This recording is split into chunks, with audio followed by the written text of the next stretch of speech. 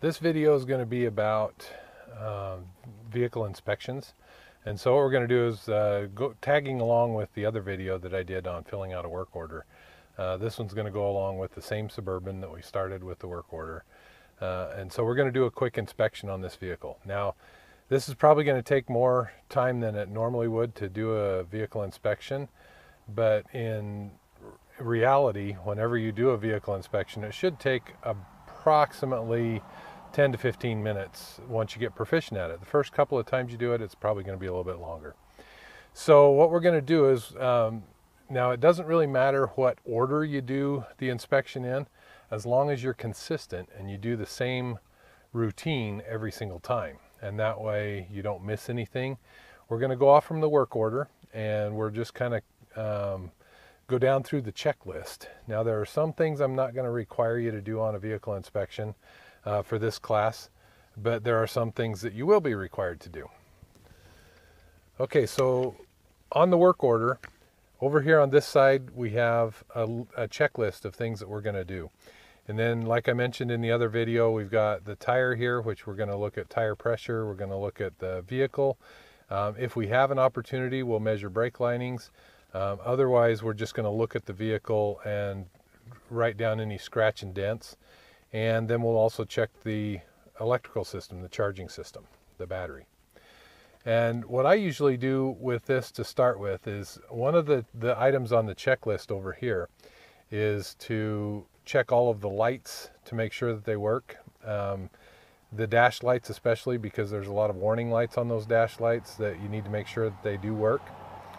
And so you also have to check the horn, the wipers and different things like that. You can do all that while you drive the vehicle in to the shop. So it shouldn't be, it should take very little time to do all that stuff. So we're going to go ahead and we're going to start with the inspection, and then we'll come back and look at this work order in a minute.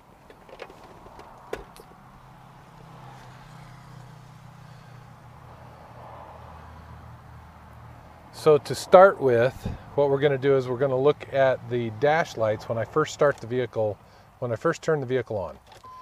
So when I turn the vehicle on, you notice there's lights that show up all the way across the dash there. And that's called the wow effect. And what that does is it lets you know that all those lights are working. So you want to make sure that all those lights are on and working. And then once you start the vehicle up and you're driving it into the shop, now's a good time to check the windshield wipers to make sure that they're working. So we check the delay to make sure that the delay is working. There it is. And we check the low speed, the high speed, and we also need to check the washers. And the washers work. So right there we've done quite a few of the checks, and then we just tap the horn to make sure the horn works. And we're finished with the inside. So, okay, what you're going to need to do now is we're going to check all of the fluids in the engine compartment. And so what you'll need to do is, it helps to identify where all the checkpoints are first and then go through and do it all. So the first thing we're going to check is the engine oil, which is this little dipstick right down here. So we pull it out, wipe it clean, put it back in.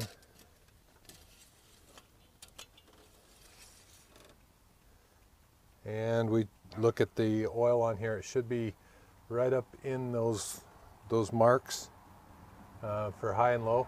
If it's low on oil, we'll need to add a little bit, or at least mention it to the customer that you need to add some oil to it. What type of oil? A lot of times it's written right on the dipstick to put what kind of oil in. Otherwise, you'll have to look at the owner's manual or service information to find out that information as to what type of oil to go in there. Next thing we're going to check is we're going to check the power steering fluid, which is over on this side, and it's a little dipstick right down here. And so we're just going to clean that dipstick off and check it. And as you see, the power steering fluid looks like it's a little bit low, but it's not down to the add point yet. So that's something that we could probably tell the customer, say, hey, you might need to put a little bit of power steering fluid in there. the next thing we're going to do is we're going to check the transmission fluid. Now the transmission fluid is this dipstick back over here. Okay, with the engine running, we're going to pull the dipstick and check it just like we do the engine oil.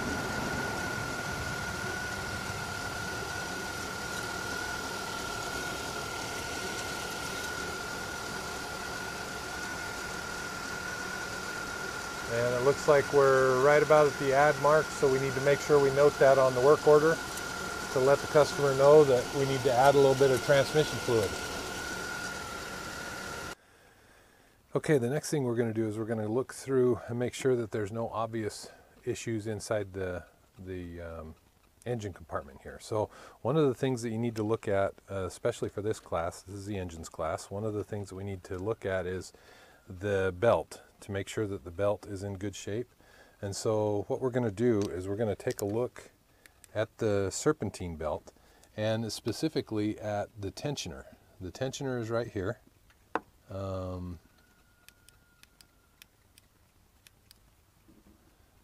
Right here on the engine. And so basically what we want to do is we want to make sure that the belt is tight, so you can check that. The other thing we need to look at is the ribs on the belt. I don't know whether you can see that down there or not, but you want to look and see if there's any cracks on the belt itself, and then just take a good look at all of the pulleys and everything that goes along with the serpentine belt. So the belt's in good shape. We don't need to worry about anything there. The other thing we're going to look at is we're going to look at the radiator. So we got the radiator cap here, and we're going to look at the radiator hoses. And the hoses are going to go right along in here, and we're basically going to look for any kind of obvious leaks. So we just want to do a quick visual inspection on that. Next thing we're going to do is we're going to check the brake fluid. And so we're just going to pop the top off and just take a look and make sure that we've got brake fluid in there and it's up to the top, and it is. The brake fluid is a little bit dirty, so we might want to recommend to the customer that they get their brake fluid flushed before too long. And the last thing we're going to do underneath the hood is we're going to check the battery to make sure that the battery is in good shape. So the first thing we want to do is we want to make sure that the terminals are good and tight, and that there's not any science experiments growing on them, and so you don't have any of that white stuff that you normally see on batteries and all that stuff. You don't want to see any of that growing on there. Next thing we need to do is we need to make sure that we've got enough electricity. So we need to make sure the battery is fully charged. So you guys remember from your electrical class, I don't have a battery tester here at my house, and so, but I do have a digital voltometer. And so I can set the DVOM to volts DC, and let me set my camera so that you can see what I'm doing here. And we'll check the battery voltage.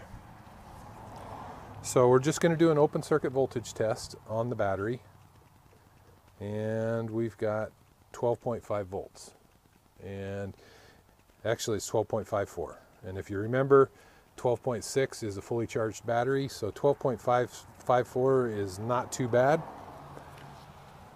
so we'll call that good. And the other thing we want to do is we want to make sure that we've got enough air pressure in each one of the tires. So we'll check the tires as we move around, make sure that they're all up to speed. So we got about 35 psi in that one, which I believe is okay. The other thing we want to do is we want to take a quick look at the tread and make sure that the tread is okay. Now, I don't know whether you can see this on the camera or not, but there's wear indicators. They're called wear bars in the tread itself, and then they're right here. And when those tread bars, you can see them across the tread, then that means the tire is worn out. The other thing you're looking for is any kind of cupping or bald spots on the side, on the inside or the outside, or anything like that. So moving right along, we're taking a look at the outside of the vehicle. looking to see if there's any obvious damage that we want to note. And we're going to check all 4 tires.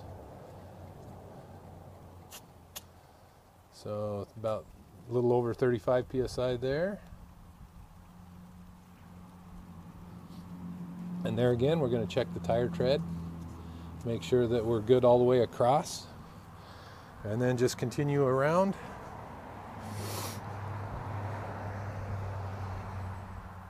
Now we've got some little scratches and marks there. Those are usually not too bad. You don't need to worry too much about that stuff. What we're looking for is mainly big dents and huge things. Now, like this little door ding right here, you may want to note that on the work order just to make sure. And we got another tire here to check. Look at the tire, feels pretty good. It doesn't have any cupping in it. We'll check the tire pressure.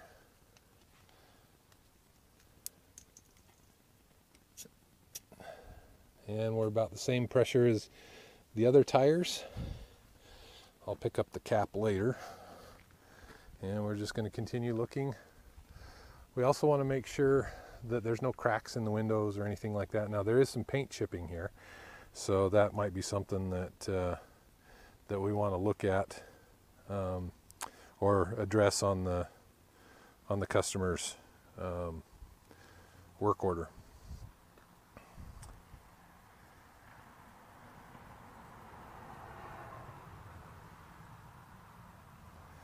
And we're going to continue.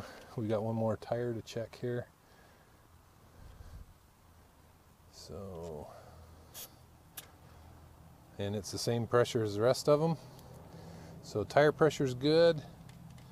Now I don't know whether you can see this very well or not, but right here on the tire you can see a little bit of feathering taking place on the edge right here. That means that these tires need to be rotated, so that might be something we could mention to the customers. They need to rotate their tires before too long. Now the last thing we need to check is we need to check all the lights and make sure everything works.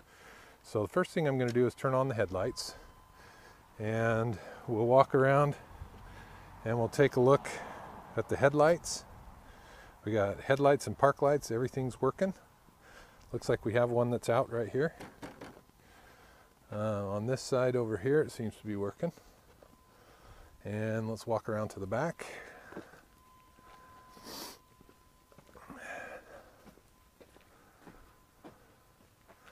And it looks like we got tail lights back here.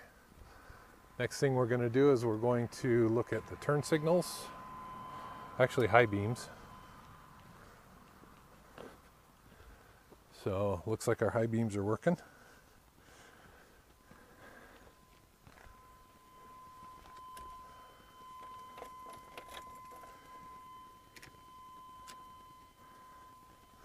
So once we have the turn signals on, we got the front turn signal.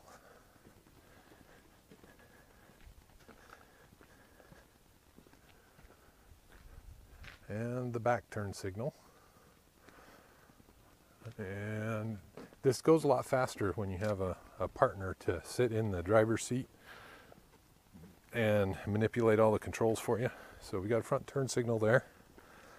Let's make sure we got a back turn signal. And we do. So turn signals are all working. Next thing we have to check is the hazard flashers.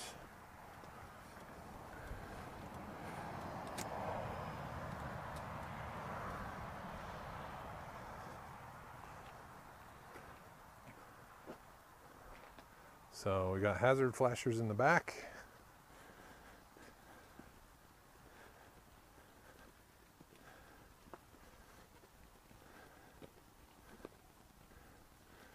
And we have hazard flashers in the front. And the last thing that we need to check is the brake lights. And since I'm working by myself here, I'm going to go grab a tool and we'll check the brake lights. Okay, what I've done is I've installed a tool to depress the brake lever or the brake pedal down there. and now we can go back and check and make sure we got brake lights.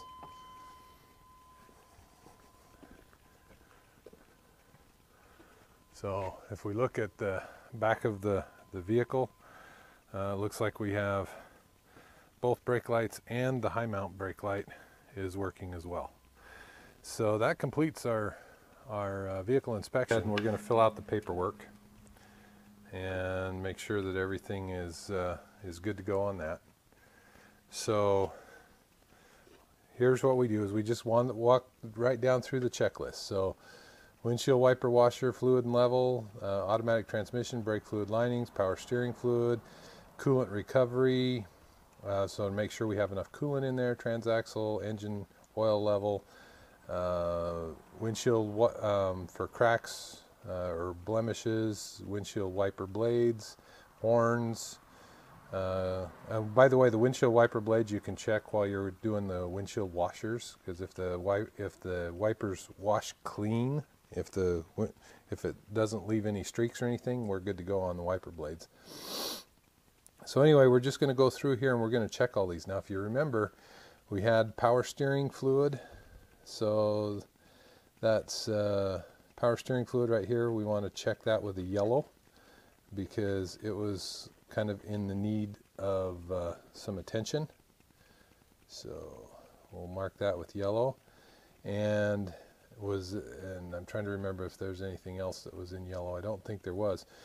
So everything else seemed to be pretty good. The tires were about 35 psi all the way around, so we can write 35, 5 psi, 35 psi, and 35 psi. And as we walked around the vehicle, we did see a door ding. And for the battery voltage, we had 12.54 volts. So that's what we want to put there. And then we can go through and recommended services. We can write down tire rotation, because we noticed that it needed a tire rotation. We didn't look at the brakes on this one because I think most of you have not had the brakes class yet, so you'll learn how to do a brake inspection in a later class. But normally you would look at the brakes and see if there's a need for a brake job. Let's see, what else is there? So air filter, we didn't look at the air filter. That's something that we need to do. And it doesn't have a cabin filter. And so we got the rotated on the tires, and so that's it. That completes our vehicle inspection.